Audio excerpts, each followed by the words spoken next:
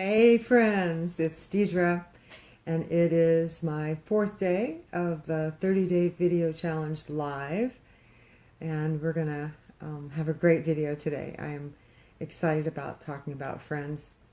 I know a lot of people grow up in the same town.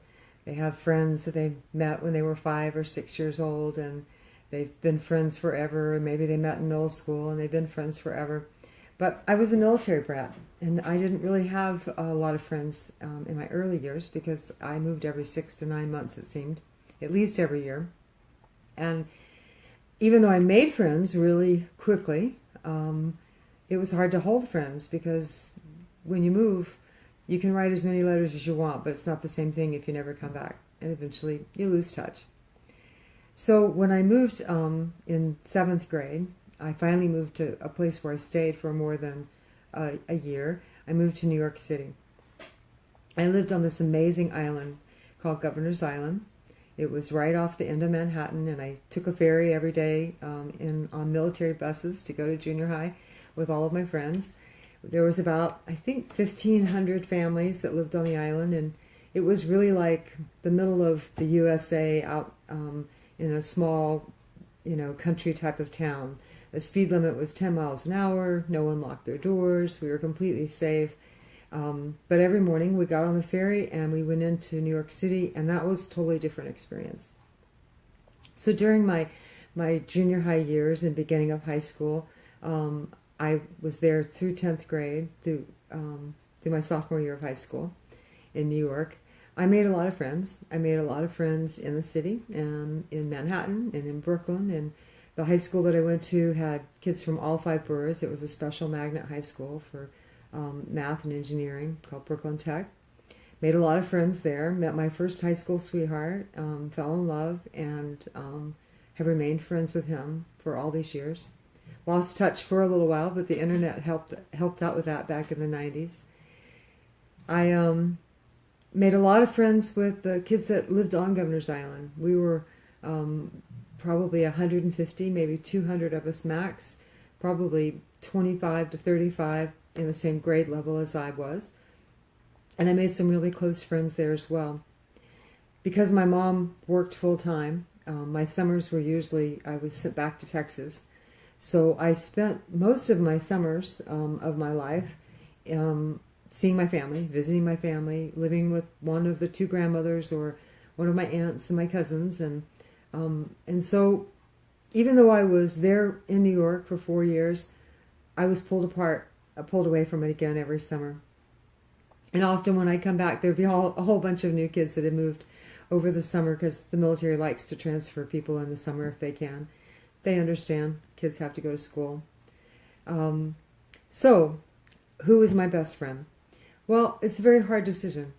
My first thought is Dorsey Jenkins. And Dorsey, I hope you're watching this, if not live, at least you're watching the recording of it. And Dorsey was the light of my life during those days. She had a smile as wide as the river and as bright as the sun. She always made me laugh, and she always had such an exuberance for New York and just for life. And I loved her dearly. Now, Dorsey was African American, Puerto Rican, and American Indian, if I'm correct. And I didn't see that. My parents didn't see that. But when my family came from Texas to visit, they saw that. And Dorsey doesn't know this story, but Dorsey got me into a little bit of trouble in Texas that next summer that I went home, because I basically have some racist family members, and they weren't too happy that my best friend was biracial. And I was shocked. In the military, we don't see race. We don't treat people different because of race. And so I think because of that, she became my friend even closer, and I felt even stronger to her because I realized that some people might not like her or might look down on her because of that. And so it became even more important to me to show her how much I cherished her. I knew Dorsey was really my best friend when my parents flew to Texas for a week to get my baby sister, who they adopted. And my baby sister was a newborn, so she couldn't fly for a week, and so my parents had to leave me on the base, and it was pretty safe bet that I was okay. So they said I could stay at the house. And of course, the day after they left, I came down with a horrible flu. I had 103 fever. I was shivering and aching, and it was horrible. I was really, really sick. Well, Dorsey found out. Dorsey told her mom. And the next thing I know, Dorsey's dad is coming over to pick me up and take me to their house. Now, they live in the high-rise apartments. He was enlisted, so they didn't have as big a house. And they had a lot of girls, like 6 girls. I don't even know why they were crazy enough to let somebody with flu and germs and a cold and sick as a dog come and sleep on their couch. But they did. And I'm sure it was because Dorsey insisted. That's just the kind of friend that she was. She was not going to let me be alone while I was sick. When my parents got back, I was scared to death to touch my sister. I used 2 cans of Lysol in the house before they arrived because I wanted to kill every germ possible. I was not going to make my brand new little sister sick. And of course, Dorsey got to be the first one to babysit her because I was just too afraid that I was going to make my sister sick. So the first night out that my parents went up to the Officers Club for dinner after they arrived back in New York, Dorsey got to babysit. So she also has that title. She was my little sister's first babysitter before me. Now, that said, I have 2 more friends. And one of those friends is someone that I saw every summer of my life. And it was my very closest and sweetest cousin, Deanna. Deanna Lynch Cashin, you have meant the world to me. All my life, you've been there. Every summer when I came home, the most excited I was to see you and spend my week with you, or 2 sometimes if we could stretch it out. And I'm glad that we're still in touch, and I'm glad to read your post on Facebook every week, and I'm glad that you have made it through life with the beautiful kids that you have and the husband that you had.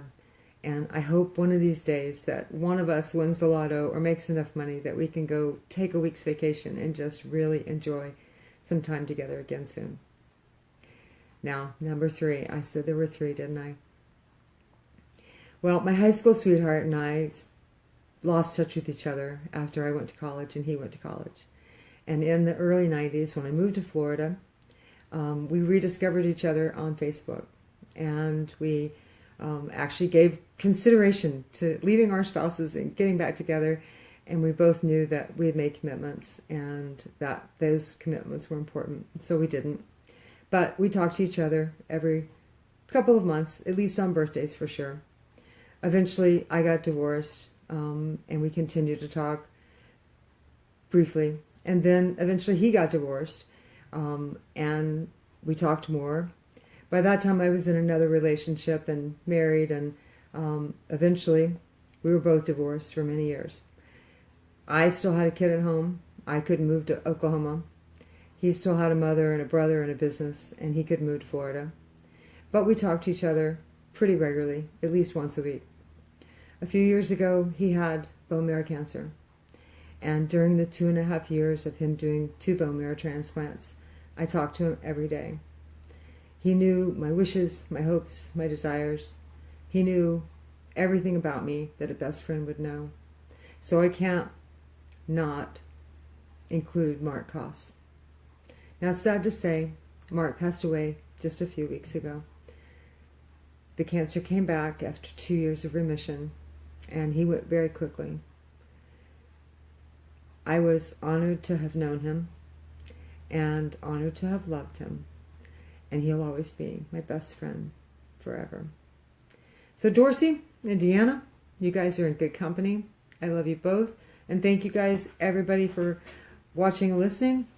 I took my glasses off today so that I can't read your comments, but I just didn't want to be able to really see anything. I feel like I'm a little self-conscious still of the camera, and basically all I am is a big white blob on my screen right now. I hope everybody has a great evening. I'm looking forward to getting home from a meeting in just a little while and watching some of your videos too. And we'll see you tomorrow. I can't wait to see what tomorrow's topic will be. Bye.